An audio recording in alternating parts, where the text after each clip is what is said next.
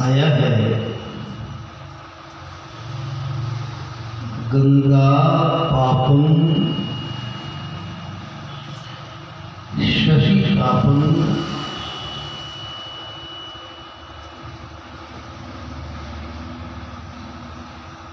दैन्यं कल्प दैन्यं हरत कल्प तरु पापं तापं च तथा दैन्यं सर्वं हरत साधु समागम।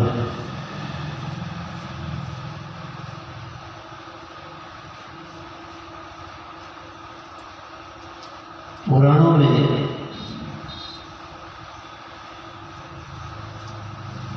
गंगा को पतित पावनी कहते हैं।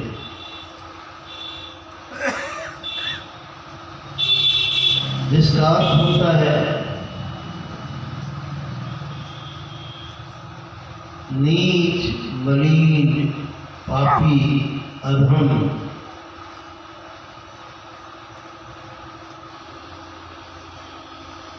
पतित को पावन करने वाली धारा वह क्या है? गंगा है।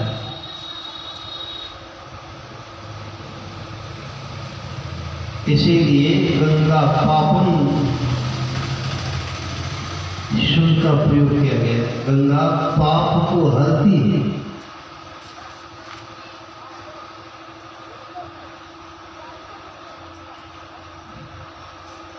पाप क्या है? स्वामी रामकृष्ण परमहंस जी महाराज ने कहा पाप के संबंध में, जो अपने बाप को भी नहीं छोड़े उसी का नाम है पाप।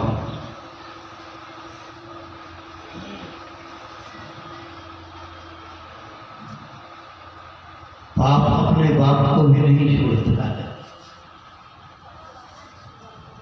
अब फिर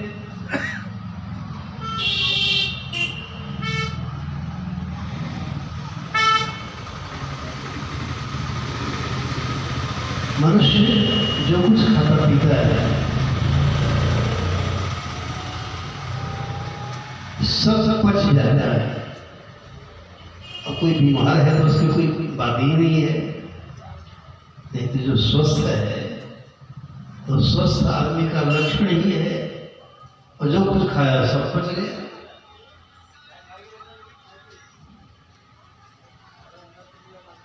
कहा गया है रुचे जुरे पचे तब हुआ सुख। रुचता है, स्वाद है, तो जुरता नहीं है, पचता नहीं है,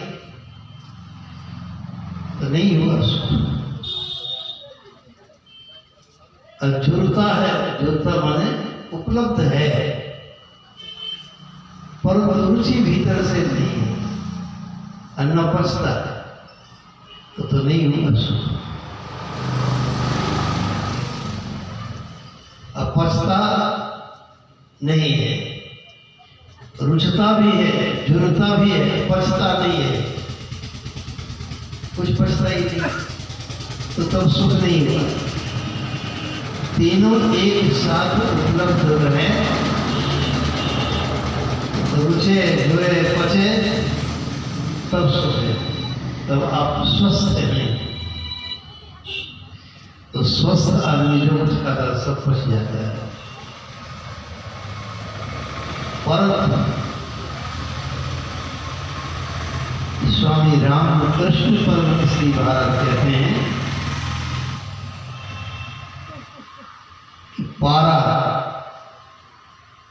एक धातु है, एक तत्व है। बुखार मापने के लिए थर्मोमीटर में पारे की व्यवस्था होती है। बीपी चेक करने के लिए भी हाई ब्लड प्रेशर जांचने के लिए भी जो मशीन है, तो एक है घड़ी सिस्टम उसमें है।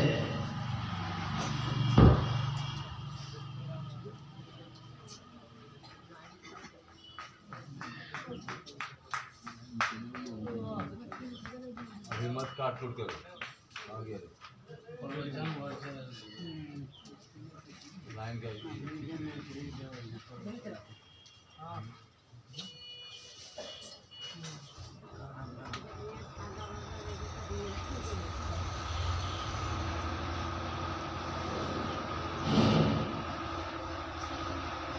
कहा गया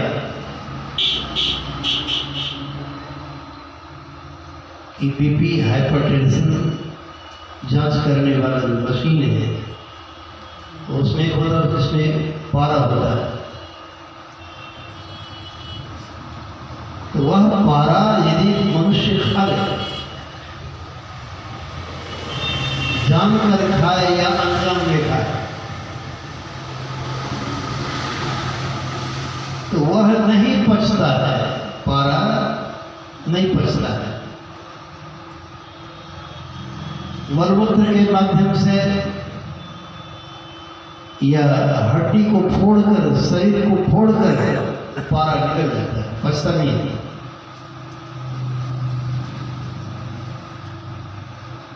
ठोस तरल पदार्थ है वो नहीं पचता है।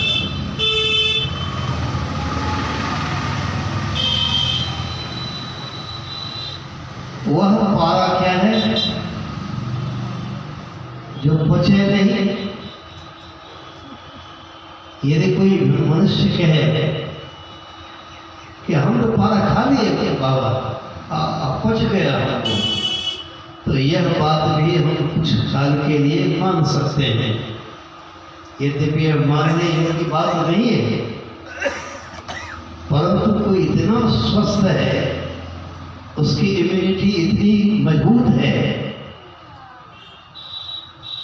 लोग कहते हैं ये है बाबा, ये तो ईंट पत्थर सब पचा डालता है, ईंट पत्थर सब पचा डालता है, तो हम मानते हैं कि पारा खा लिया, पचा लिया, पच गया। इसमें संदेह करने की बात नहीं है।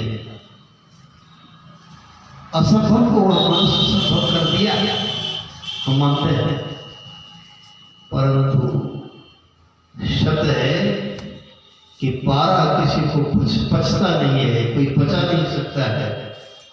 वह पारा दरअसल है क्या जो पचे नहीं? यह त्रिकाल निसंदेह है और बाधित है कि दरअसल पारा कभी पचता नहीं है। वो पारा क्या है? वो है पाप। पाप नहीं पचता है, पाप नहीं पचता है।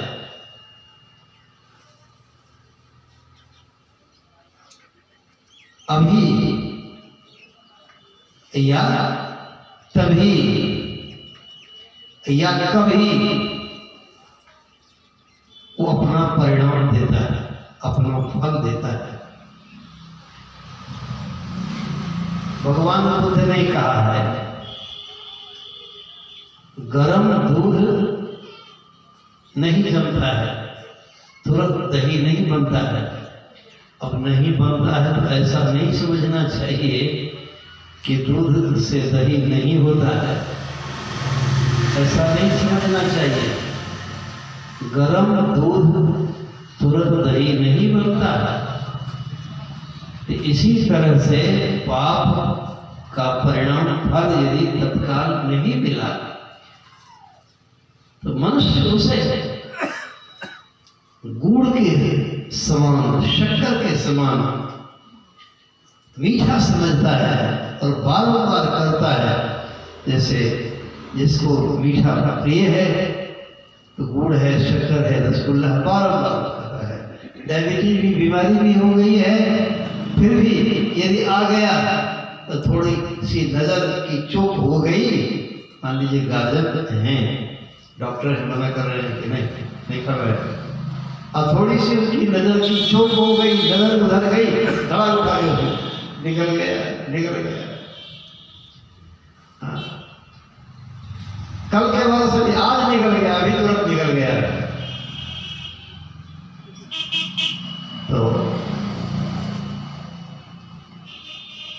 जैसे गुड़ और शक्कर मिठाइयां बार बार खाते हैं, इसी तरह जब तक पाप अपना फल परिणाम नहीं दिया है तो पापी उसे बार-बार करता है, यह कहते हुए किसने देखा है पाप का फल भुगतना पड़ता है। कौन कहता है अरे हम तो इतना किया पाप, हमें कहाँ कुछ हुआ। लेकिन पाप अपने बाप को भी नहीं छोड़ता और यह पछता नहीं है अभी या कभी।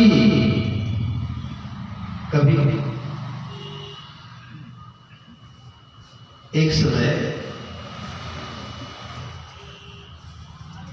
धृतराष्ट्र जी ने योगेश्वर आनंद कंद भगवान श्री कृष्णचंद्र जी महाराज से निवेदन करते हुए कहा, मैं भी समझता हूं कि आप भगवान हैं। हाँ, पहले तो नहीं मानते थे, पहले नहीं समझते थे, परंतु अब सबका सत्यानाश करवा करके अब समझ में बात आ गई कि आप भगवान हैं। तो ये समझदारी किस काम की हुई? सत्यानाश करने के बाद, सत्यानाश हो जाने के बाद अब तो हम चित हैं, अब तो हम कहें कि अब हम समझ गए, तब समझ ठीक हो जाए। वो समझ ठीक होने से क्या फायदा? अरे क्षति होने से पहले से विवेक हो जाए तब तो बढ़िया बात। यही हुआ। तब एक बात, ज्ञान किसी भी हालत में प्राप्त हो जाए, प्राप्त करें तो ज्ञान से हमेशा कल्याण ही कल्याण है। ज्ञान से कभी और कल्याण नहीं है। अज्ञान में तो हमेशा और कल्याण है।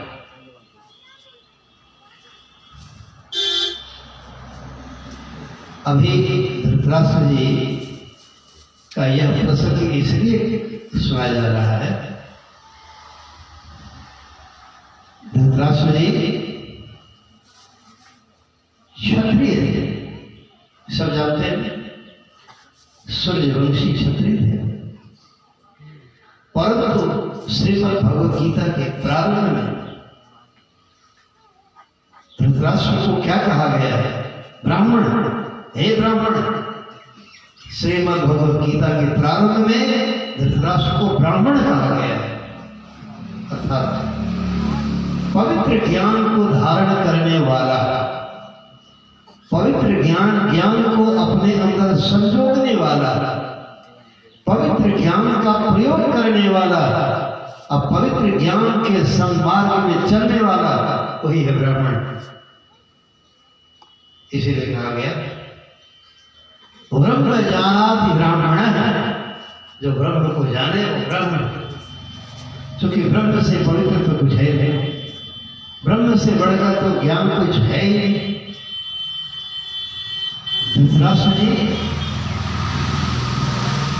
सर्वनाश के बाद भी आज पवित्र ज्ञान की जिज्ञासा रखते मन में और कहते कि भगवान, मैं भी विश्वास करता हूँ कि आप भगवान हैं। तो आप भगवान हैं तो एक समाधान मेरा कर दीजिए। समाधान जब भी कोई हमारा करेगा तो भगवान ही होगा, भगवान ही हमारा समाधान कर सकते हैं। दूसरी बात, दूसरा अर्थ इसका ये भी होगा, जिससे हम अपना समाधान करवाना चाहते हैं उसे निरंतर भगवान ही समझना पड़ेगा। जब भगवान की भावना हमारी उनमें होगी तो उनसे हमारा समाधान होगा और हमारा कल्याण होगा।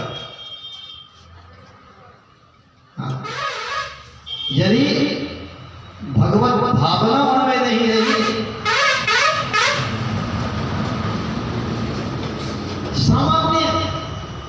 सामान्य अपनी भावना रही, जैसे हम हैं वैसे वो भी है। वो क्या हमारा समाधान करेंगे, हम क्या उनको सुनेंगे, वो हमको क्या सुनाएंगे। जैसे हम हैं मनुष्य, वो भी तो मनुष्य ही हैं। हम भी भात रोटी खाते हैं, साग सब्जी खाते हैं, वो भी भात रोटी साग सब्जी खाते हैं। हम भी सोते, वो भी सोते हैं। क्या दिक्कत है, फिर क्या समाधान करेंगे वो? नहीं समाधान होगा आपका, और आपको ज्ञान कभी नहीं होगा। इसीलिए जैसे हम अपना कल्याण चाहते हैं, ज्ञान श्रवण करने की जिज्ञासा करें, तो पहले उनके प्रति भगवत भावना अनिवार्य है। इसीलिए भगवान श्री कृष्ण कहते हैं तद्विद्धि प्रणिपाते। इसलिए हे अर्जुन प्रणिपात, विनम्रता पूर्वक, अति विनम्र होकर, अति दंडनीय भाव में होकर, तद्विद्धि प्रणिपात। घूम फिर दिक्कत सब घूम फिर कोई ड्रामा नहीं चाहिए, नाच नहीं चाहिए। सत्संग है, यज्ञ है, पूजा है, सबसे बढ़कर पूजा है। इसलिए यहाँ बैठना सीखना है, हर कुछ सीखना है। तो चले हम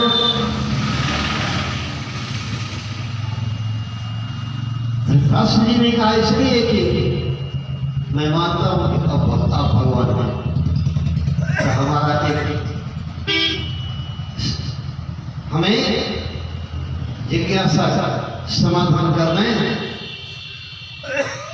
कि देखिए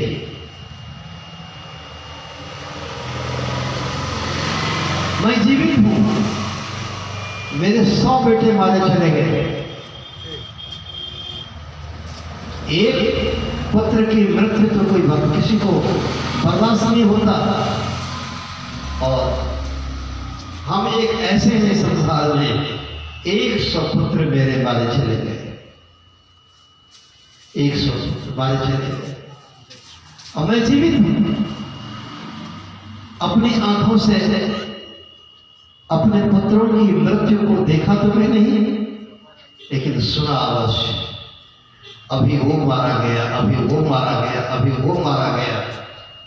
संजय जी मेरे पास बैठकर सब सुनाते रहे और मैं अपने कानों से सुनता रहा।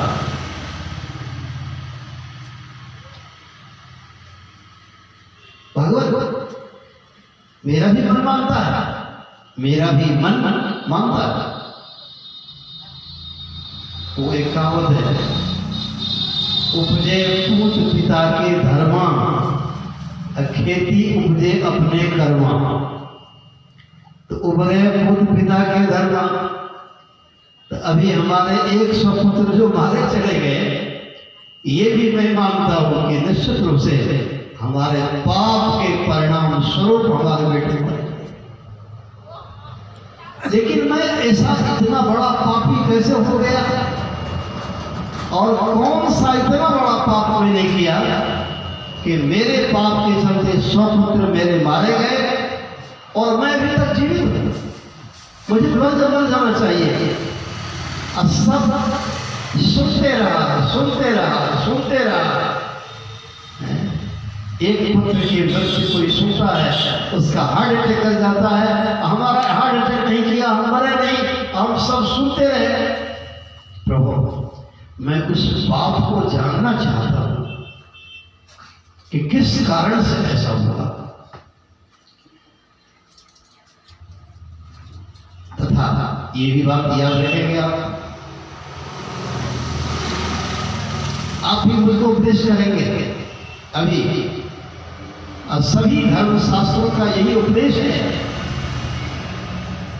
कर भला होगा भला, करके भलाई देख ले, कर बुरा होगा बुरा, करके बुराई देखे। अवश्य में वक्तव्य स्वयं कर्म स्वभाव।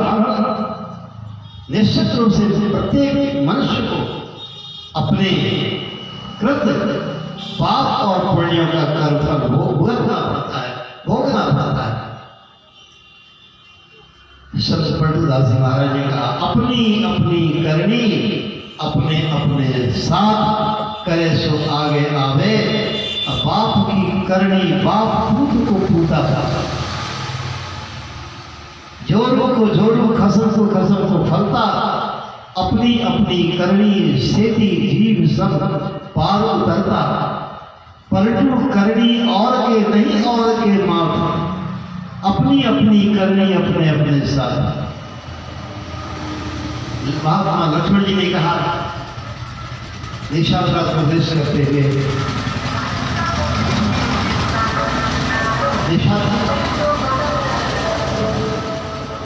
सुनिए, आप तो मेरे बड़े भैया के भाई मित्र हैं, तो मेरे तो बड़े भैया ही आप हैं, फिर मैं क्या कहूँ, लेकिन सुन लीजिए, क्योंकि मोह हो गया है। कोई भी आदमी अगर डूब रहा हो, छोटा भाई डूबता रहे या बड़ा भाई डूबता रहे, कोई डूबते रहे, यदि बचाने की सामर्थ्य है उसे बचाने की कोशिश करनी चाहिए। तो आप मोह में डूब रहे हैं। किसी पोखर के जल में, नदी के जल में, समुद्र के जल में कोई डूबता है तो डूबता है तो एक जीवन उसका जाता है, परंतु मोह अविद्या अज्ञानता में यदि कोई डूब गया तो भाई उसका कभी उद्धार नहीं। उनके असंख्य जीवन बर्बाद हो जाते हैं। तो मैं आपसे कहना चाहूंगा, काहुन को सुख दुख करना निज कृत कर में भोग सुनो भ्राता। कोई किसी को सुख दुख का देने वाला नहीं है। निज कृत अपने किए हुए कर्मों का ही सुख अथवा दुख का भोग भोगना पड़ता है, भोग भुगतना पड़ता है। लक्ष्मण गोस्वामी जी महाराज हमारे मिथिलांचल के बड़े अच्छे दर्जे के संत हुए।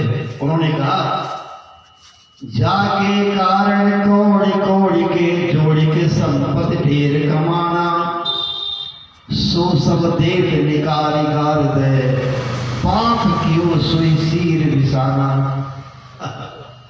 जिस बाल बच्चों के लिए दिन रात ये प्रकार लूटते हुए, अत्याचार करते हुए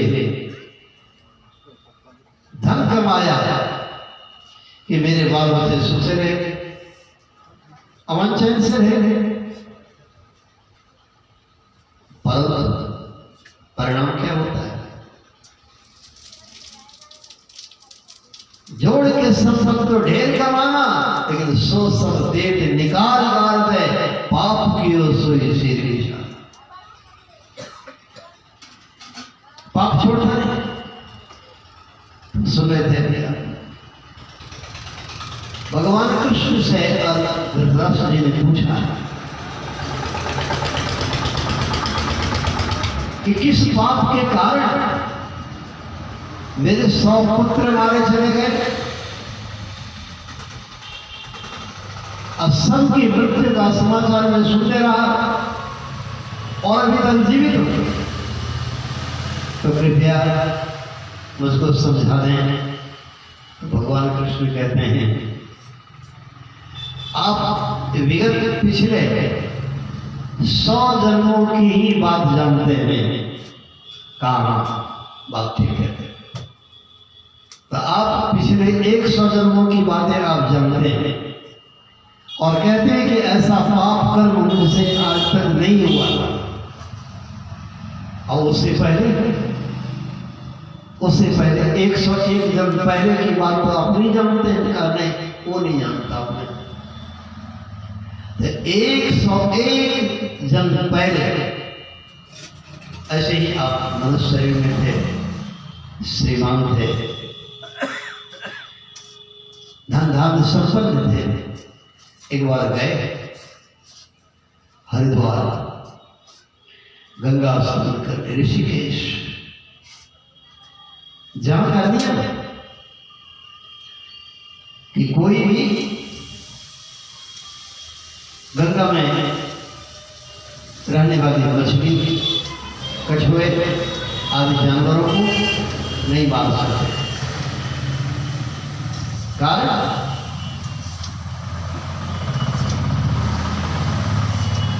हमारे वेदों में, पुराणों में, तमाम धर्मशास्त्रों में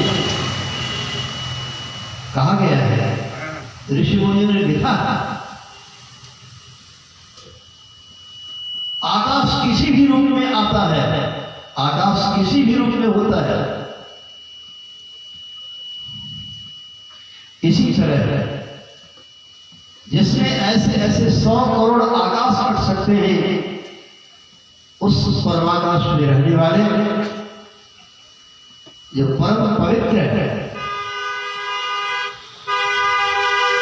सर्व मंगल कर्मकारी परमात्मा है, वो किसी भी रूप में अपनी मौज से संसार में पृथ्वी का कल्याण करने, गौ माता का कल्याण करने, धर्म की स्थापना करने, साधु ब्राह्मणों की रक्षा करने, प्राणी मात्र का कल्याण करने के लिए आते हैं, किसी भी रूप में आ जाते हैं। तो किसी भी रूप में आते हैं, इसीलिए अनिवार्य हिंसा को छोड़कर किसी प्राणियों की हिंसा नहीं करनी चाहिए, वो महापाप है। हमारे ऋषि मुनियों ने फरमाया, अपने पुराणों को पढ़कर आज भी हम देख सकते हैं कि कभी भगवान मछली के रूप में भी आए इस संसार में हमारा आपका कल्याण करने के लिए। कितने दयालु हैं प्रभु, जो हमारा आपका कल्याण करने के लिए, जो सर्वपर है, सबसे बड़े हैं, और वो मत्स्य रूप में भी आए, मत्स्य अवतार कहा गया। तो वे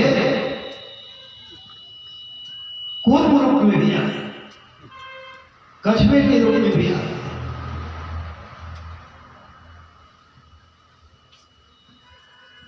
एक बार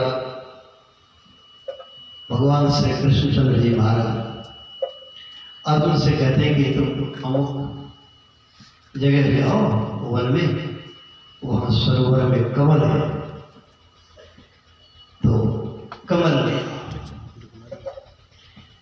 एक कमल का फूल ले आओ। वहां गए,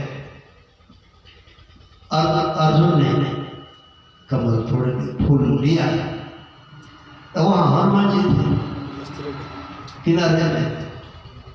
हनुमान जी दौड़ के आए, कौन? कहा मैं अर्जुन।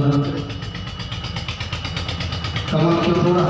कमल फूल क्यों तोड़ा?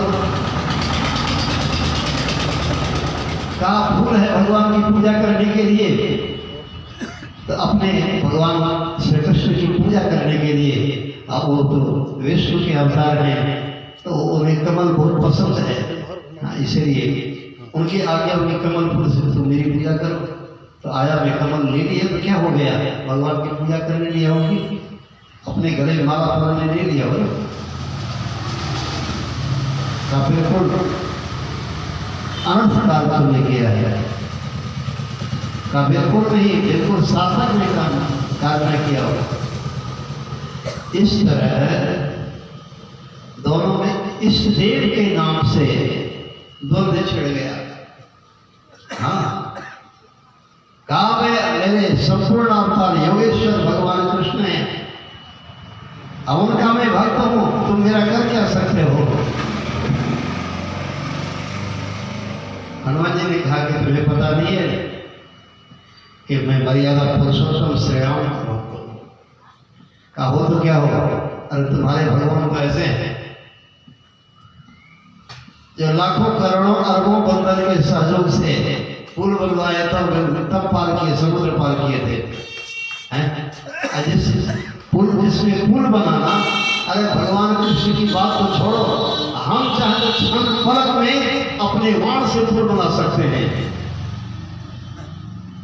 फिर मेरे सामने कोई बढ़ के बातें करते।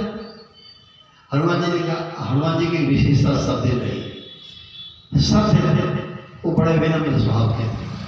हनुमान जी बड़े विनम्र स्वभाव के, उनकी वाणी में कहीं कड़वाहट नहीं, कड़वापन नहीं। बड़े विनम्र। और सब जगह अविनम्र जो होता है वो सब जगह बिल्कुल झुके हुए होता है।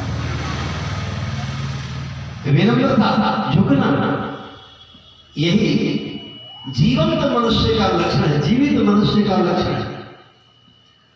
और अखड़पन माने अखड़पन, कड़ापन। कैसा अखड़पन? तो किसी का असर नहीं पड़ेगा। यदि ब्रह्मा भी आवे, विष्णु भी आवे, शंकर भी आवे, कोई भी आ जाए, परंतु किन्हीं की बातों का जिनके ऊपर असर नहीं हो, उसमें अखड़पन है। अखड़पन ये मुर्दा का लक्षण है।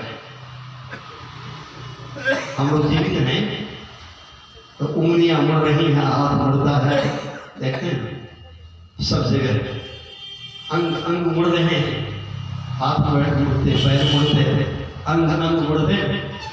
लेकिन जब किसी शरीर से प्राण निकल जाते तो प्राण निकल जाने के बाद मुर्दा हो गया, तो मुर्दा को झुकता हुआ कभी देखा है आज तक? मुर्दा कभी झुका है? कुछ अखड़पन है। इसी तरह जो जीवित मनुष्य है वो विनम्र होता है। वो जब साधारण व्यक्ति से भी ज्ञान की बात सुनता है तो वो धारण कर लेता है। विनम्र आदमी ही ज्ञान धारण कर सकता है। जिनमें थोड़ा भी अहंकार होगा तो उसको ज्ञान, उसके पर ज्ञान का कोई असर पड़ ही नहीं सकता। हनुमान जी बड़े विनम्र, बड़े सब जगह छोटे बन के जाते हैं, काम करते बड़े से बड़े। ये हनुमान जी की विशेषता है। क्यों हनुमान जी की ऐसी विशेषता है? तो हनुमान जी संत हैं, संत में विनम्रता है। असंत का क्या लक्षण है? अखड़पन है। वो किसी की बात सुनने को तैयार नहीं, किसी की बात मानने को तैयार नहीं। वो अपनी धुन में अपनी मस्ती में चल रहा है, मुर्दा। इस प्रकार हनुमान जी तो संत है। अर्जुन साधारण जीव है। तो अर्जुन ने जब कहा तो हनुमान जी कहते ठीक है, कोई बात नहीं, हम मानते हैं कि तुम्हारे लिए पुल बनाना एकदम आसान काम है, तुम्हारी भुजा में ताकत है, कोई बात नहीं। असल इस नदी में यहाँ तुम पुल बना कर देखो। अरे एक बात और सुनो, पुल बना के देखो, और साथ ही उस पुल पर तो मेरे जैसे मुझसे भी विशेष 18 पद्म बंदर सवार हुए थे। अब तुम जो पुल बनाओगे, अभी एक हनुमान का वजन अगर थाम लिया, पुल नहीं टूटा, तब तुम जो कहोगे मैं वही करूंगा। माने तुम कहोगे तो मैं अपने इष्ट का परित्याग कर दूंगा, तुम्हारे ही इष्ट का मैं भी भजन करूंगा। ये साधारण प्रतिज्ञा नहीं हुई, यही हुआ। अर्जुन जी ने मारा, वाण चलाया, पुल बन गया। अर्जुन ने कहा कि पुल बन गया, देखा ना? कहा कि पुल तो बन गया, मैं देख रहा हूं, अब तुमको भी देखना है, तुम भी देखो ना क्या होता। मैं इस पर चढ़ूं क्या? कहा चढ़ो, कोई दिक्कत नहीं है। तो हनुमान जी बस एक ही बार उस पुल पर कूद कर चढ़ते थे। जो ही राम जी का नाम देके कूद के चढ़ते हैं तो पुल चरवर आ गया, पुल धसने लगा, टूटने लगा। भगवान सोचते हैं दोनों के द्वंद्व में ठीक बात है, दोनों की प्रतिज्ञा रहनी चाहिए। अर्जुन की प्रतिज्ञा रह गई, पुल बन गया, तो हनुमान जी की प्रतिज्ञा भी रह गई, पुल टूट रहा है। लेकिन अब द्वंद्व से दोनों का द्वंद्व कैसे मिटेगा? तो भगवान आ गए गुरु रूप में, कछुए के रूप में पुल के नीचे हो गए। अब पुल के नीचे जमी होते, अब रक्त की धारा बहने लग गई, जल की धारा बंद हो गई, रक्त की धारा बहने लग गई। हनुमान जी की नजर गई शिष्य, अब भले मेरी प्रतिज्ञा नहीं रहे, परंतु जीवों की हिंसा से बढ़कर संसार में कोई पाप नहीं है, इसीलिए मेरी प्रतिज्ञा नहीं रहेगी। बस हनुमान जी फिर कूद कर किनारे आ जाते हैं। उसी समय भगवान श्री नारायण प्रकट होते हैं, दोनों को उपदेश करते हैं। हम तो आकाश के समान है, गगन सदृशम। परमानंद जी कहते हैं, प्रभु जी व्यापक जन गगन रहाही। वो प्रभु जी परमात्मा कैसे हैं? तो आकाश की तरह किसी भी रूप में हो सकते हैं। इसीलिए नाम और रूप के द्वंद्व में हमें नहीं पड़ना चाहिए। हाँ, नाम और रूप का माध्यम अपना करके नाम और रूप से परे चलना चाहिए, जहां परमात्मा का साक्षात्कार करके वही होकर अपना कल्याण करना चाहिए। सज्जनों, आइए, वहां नियम बना हुआ है, अभी भी नियम बना हुआ है कि कोई मछली को मार नहीं सकता है। लोग हरिद्वार जाते हैं, ऋषिकेश जाते हैं तो कुछ खाने पीने का सामान ले जाते हैं, अब वहाँ गंगा में छिड़काव कर देते हैं। वे जलजंतु सभा के प्रेम से भोजन करते हैं। वहाँ सब जगह तो भंडारा होता ही है, मनुष्यों का भंडारा। अब वहाँ गंगा के जल में उन जल जंतुओं का भंडारा चलता है। भक्त लोग वहाँ प्रेम से सत्तू, चना, चूड़ा, गुड़ी इत्यादि ले जाते हैं, जल में छींटते हैं और सभी जानवर सुखाते हैं।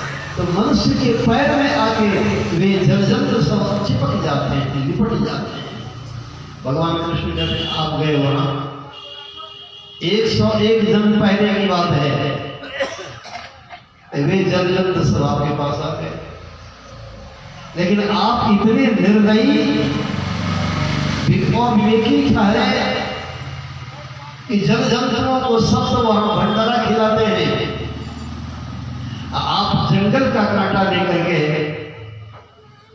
उस गंगा जल में रहने वाले कछुए को पकड़कर, मछलियों को पकड़कर आंख सीना शुरू कर दिया आपने। वही जो आपने आंख सीकर अंधा बनाया राजन, उसी पाप के कारण आप अंधे हुए। हाँ, उसी पाप के कारण आप अंधे हुए। जो 100 पुत्र आपके मारे गए, कान से सुन लेकिन देख नहीं सके। और एक ऋषि के 100 हांस को आप खा गए मारकर, जिसके चलते इस प्रकार आपको यह पाप का फल मिला है। इसीलिए कहा गया है कि पाप वह पारा है जो अभी, अन्यथा कभी निश्चित रूप से पाप का फल भुगतना पड़ता है। धृतराष्ट्र जी महाराज को 101 जन्म पहले का पाप पीछा करता हुआ आ रहा था। भगवान कृष्ण कहते हैं, इस जन्म में वह आकर के अपना बदला चुका दिया।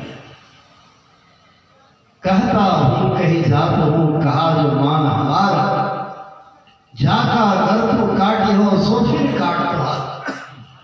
हाँ, कबीर साहब तो कम ही बात कहे हैं, बल्कि हमारे भगवान व्यास जी महाराज ने तो कहा इससे आगे और विशेष रूप से क्या था, यावंती पशु रोमाणी, जितने रोए उन पशुओं की देह में है, प्राणियों की देह में है। कबीर साहब तो इतनी बात बताए कि जाकर अगर तू काटे हो और सो फिर काट दो। अब मनु जी महाराज से किसी ने प्रश्न पूछा, कितनी बार? कहा जितने रोए हैं उनकी देह में उतने जन्मों तक। अब चाहे खसी है कि छागर है, बकरा है कि बकरी है कि मुर्गा है कि मुर्गी है, और उसकी देह में कितने रोए हैं गिन ले। व्यास जी महाराज कहते हैं, यावंती पशु रोमाणी तावत कृत्वा ही मारण, उतने जन्मों तक फिर वह आपको मारेगा और बदला देगा। यह है पाप। असली पारा क्या है? तो यही है पाप, जो बचता नहीं है और यह अपने बाप को भी नहीं छोड़ता है। याद रखेंगे। अरे बाप को नहीं छोड़ने का मन क्या हुआ? सुनिए, परमात्मा को तो परमपिता परमात्मा कहते हैं। तो वे जब सगुण साकार दिखाते सदा 100 वर्षों तक योगेश्वर आनंद कंद श्री कृष्ण चंद्र जी महाराज अपनी अद्भुत लीला का प्रदर्शन करते हैं और लीला में भी अनमोल ज्ञान प्रदान करते हैं। अब उनकी अनंत लीला का वर्णन तो संभव नहीं है, अभी क्या है, कभी संभव नहीं है। तब थोड़ी सी अंतिम लीला की अंतिम बात सुना देता हूं। भगवान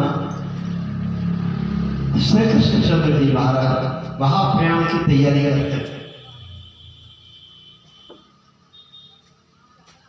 समुद्र किनारे द्वारिका में है, द्वारिका समुद्र के बीच में है। तो समुद्र किनारे आज पीपल वृक्ष के नीचे बैठे उस बंदरगाह में ध्यान कर रहे हैं। पद्मासन से विराजमान ध्यान कर रहे हैं। जरा नाम का व्याधा था, उसका नाम काम ही था शिकार करना, पक्षियों का शिकार करना, जंगली जानवरों का शिकार करना। दूर से जंगल की झाड़ियों से असूक्ष्म छिद्र होकर के उसकी नजर गई। भगवान श्री कृष्ण चंद्र जी महाराज जो पद्मासन में विराजमान होकर ध्यान कर रहे हैं, अब उनके लाल सुर्ख कोमल कमर की पंखुड़ियों से भी अधिक कोमल और तलवे पर जब नजर पड़ी तो उसे आभास हुआ, उसे प्रतीत हुआ कि शायद कोई नया मृग का बच्चा बैठा है, उसी का वो कान है, वही कान हिल रहा है धीरे धीरे। तो नवदृढ़ शावक के कारण है, यही सोच करके शिकार के क्रम में उस झाड़ी के सूक्ष्म छिद्र से होकर के और उसने संसाधन किया, लक्ष्य कायम किया और बाण चलाया। वह बाण सीधे भगवान कृष्ण के लाल सुर्ख कोमल कमल के समान तलवे में लगा। जरा व्याध फिर पीछे से उधर से आया अपना शिकार लेने। दूर से ही उसने देखा कि वहां तो नवमृग शावक है नहीं, वहां तो परम पिता परमात्मा भगवान श्री कृष्ण चंद्र जी महाराज के कोमल तलवे में वाण बिंधा हुआ है, रक्त बह रहा है। जरा व्याध भयभीत हो गया, डर गया, शरीर कंपायमान हो गया, वाणी लड़खड़ाने लग गई। हाथ जोड़े हुए भगवान योगेश्वर श्री कृष्ण चंद्र जी महाराज का ध्यान टूटा। सामने जरा व्याध और जरा व्याध की दयनीय जर्जर दशा को देखकर बड़े प्यार से बुलाते हैं। संतान कितना को अपराध करे तो फिर माता पिता का हृदय हमेशा क्षमा ही करता है। भगवान श्री कृष्ण चंद्र जी महाराज परमपिता परमात्मा है, बड़े प्यार से कहते हैं कि जरा उसका नाम था, अब फिर जरा यहाँ आ जा, तो जरा तो नाम हुआ। अब फिर दूसरे जरा का मान हुआ जरा बड़ा थोड़ा डरो मत, थोड़ी कोशिश करके तुम मेरे पास आ जाओ। तो आया सज्जनों, भगवान श्री कृष्णचंद्र जी महाराज के चरणों में जरा व्याध आकर गिरा, कहा प्रभु मैं बड़ा भारी पापी हूं, मैं जंगली जानवरों की शिकार करने के क्रम में घोर कष्ट आपको दे दिया, क्षमा करें प्रभु। तो भगवान कृष्ण कहते हैं डरो मत, निर्भय हो जाओ। हाँ, संत की शरण में निर्भय नहीं तो कहाँ निर्भय बनोगे? भगवान की शरण में निर्भय नहीं तो भगवान निर्भय बनोगे कहाँ? निर्भय स्थान एकमात्र संत सद्गुरु का ही, संत सद्गुरु की ही शरण है, भगवंत की ही शरण है। पहले संत सद्गुरु की शरण, तब भगवंत की शरण, पहले हनुमंत की शरण और तब सुग्रीव को राम जी की शरण मिली थी। पहले विभीषण को संत हनुमंत की शरण, तो तब पीछे से राम जी की शरण मिल गई। इसलिए निर्भय होने का पहला स्थान कहाँ है? तो सत्संग। वैराग्य मेवा भयम, इसीलिए कहा गया भर्तृहरि महाराज के वचन में, भोगे रोग भयम, कुलेचित भयम, वित्ते विपालाद भयम, माने दैन्य भयम, खले रिपु भयम, शास्त्री बाद भयम, सर्वंग वस्तु भयावहम, भविन्नाम वैराग्य मेवा भयम। वैराग्य ही और वैराग्यवान जो संत सद्गुरु हैं उनकी शरण निर्भय पद है। तो भगवान कहते हैं निर्भय हो जाओ। अरे तुमने मेरा काम किया, तुम चिंता मत करो। तुम बाली थे, मैं राम था, छिप करके मैं तुम्हें वाण मारा था। दुनिया के लोगों को यह शिक्षा देनी थी, बाकी रह गई थी। और सब उपदेश तो किया, एक उपदेश बाकी रह गया था कि कर भला होगा भला करके भलाई देख ले, कर बुरा होगा बुरा करके बुराई देख ले। यही उपदेश बाकी रह गया था, तो वो अब हो गया।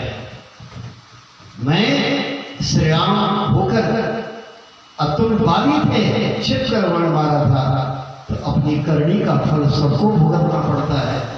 यही उपदेश दुनिया के लोगों को देने के लिए मैं स्वयं श्री राम श्री कृष्ण के रूप में आ गया। और तुम बाली को मैं जरा व्याध बना दिया, और तुमने मुझे मेरी प्रेरणा से वाण मारा, मेरे तलवे में बिंधा।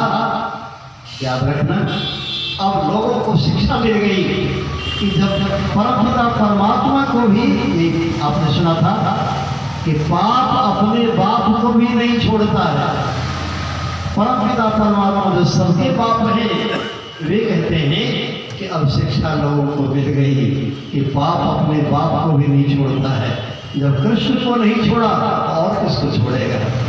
इसलिए हर वक्त निरंतर पुण्य कर्मों को करें, लेकिन पहले पाप से बचने का प्रयास करें।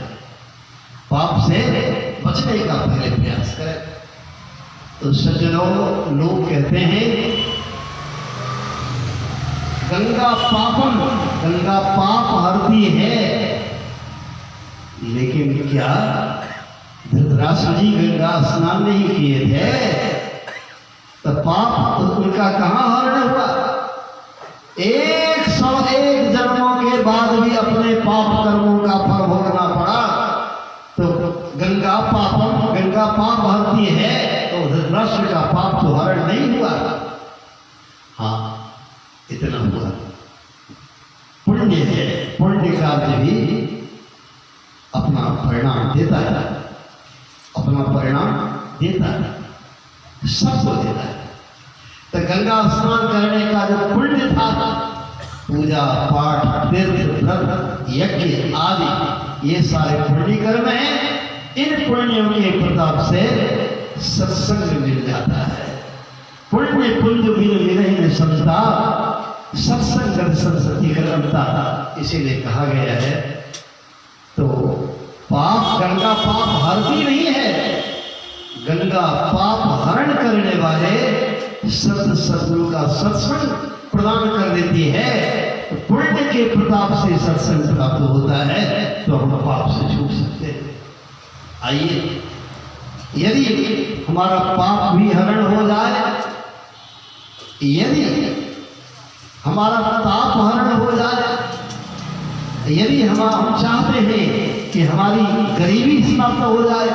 गरीबी क्या है? तो अमीरी क्या है? अभी लोग समझते हैं, कल तक तो उनकी स्थिति बहुत खराब थी, अब उनकी चर्चा मत कीजिए, अब तो अरबपति हो गए, अरबपति बड़े अमीर आदमी हो गए, इन्हें गिने अमीर आदमी हो गए। अरे ये अमीरी नहीं है, याद रखना सज्जनों, ये अमीरी नहीं है, क्योंकि भगवान इससे खुश नहीं होते हैं। यदि इससे भगवान रीझ जाते हैं तो सुदामा कौन भगवान थे? सुदामा में कौन भगवान थे? जब उनके ऊपर अपनी बड़ी कृपा हो गई, दरअसल राम धन पाए के अब काकी शरण जाइए, भगवत भजन ध्यान यही एकमात्र धन है। और जिसको हम लोग धन समझते हैं वो तो हमारा सत्यानाश करने वाला है। वो सत्यानाश करने वाला क्यों है? क्योंकि वो जब धन हो जाता है तो उस अहंकार में, अरे शराब की नशा, गांजा भांग की नशा जो है कुछ मिनट में, कुछ घंटे में, कुछ काल में उतर जाती है, परंतु ये धन की नशा जो है वो बर्बाद करके ही छोड़ती है। रावण सोने की लंका थी, रावण की सोने की लंका थी, तो रावण का बर्बाद करके तब ये नशा उतरी थी उसकी। भाई दिन में पश्चाताप करना पड़ा था। क्या करें इस बीच में? इस बीच में करें क्या? यदि मान लीजिए धन संपत्ति प्राप्त हो, इसे धन मत समझें, इसे ये समझें कि परमार्थ का साधन परमात्मा ने हमें दिया है, इससे हम परमार्थ खूब करेंगे। बस परमार्थ खूब करने के लिए परमात्मा ने ये दिया है। इसलिए आप देखते हैं एक बड़े पैसे वाले लोग जो हैं, अयोध्या में इतना हजार करोड़ दान दिया, अमुक धर्मस्थान में इतना लाख अरब दान किया। ये धन संपत्ति अगर मिली है, इससे परमार्थ करना है, लेकिन ये धन नहीं है। इसीलिए आया तब लगी कुशल जीव कहा सतरे हो मन विश्राम, जब लगी भरसे राम कहा शोक धाम तनिगाम। एक साथ यदि हम चाहते कि पाप भी हमारा हरण हो जाए, ताप भी हरण हो जाए, और ये गरीबी जो है, गरीबी जिसको गरीबी कहते हैं वो गरीबी नहीं है। अरे सबसे अमीर कौन? तो सबसे अमीर शबरी माई है। अब सोचिए, सम्राट दशरथ जी के पुत्र हैं भगवान श्री राम। अब भगवान श्री रामचंद्र जी महाराज किनकी खोज करते जाते, किनके पास जाते? अपनी माँ तो छूट गई अयोध्या में, अब फिर किनको माँ कहकर दर्शन करने जाते? तो सबरी माई का दर्शन करने जाते, और सबरी माई को माँ कह करके पुकारते। वहाँ माँ हो तो सबरी, पिता हो तो भगवान श्री राम। अवश्य भक्ति ही माँ है, और सदगुरु परम पिता परमात्मा ही पिता है। जिन्होंने ऐसा सदगुरु का साथ कर दिया तो उन्हीं के बारे में कहा गया, अकथ अलौकिक तीर्थ राहो। इसलिए इस सत्संग की महिमा जो है यह अकथ है और वर्णनीय है। देवी सत्य फल प्रकट प्रभाव, यह प्रत्यक्ष फल देने वाला है। तो अवश्य इन्हीं शब्दों के साथ अभी के सत्संग कार्यक्रम में आप सब लोगों की सेवा रही। और विशेष बात को फिर 6 बजे से हम लोग ध्यान अभ्यास करेंगे, 6:30 तक। 6:30 से सत्संग का कार्यक्रम प्रारंभ होगा, उसमें भाग लेंगे और लाभान्वित होंगे। प्रेम से बोलिए श्री सद्गुरु महाराज की जय।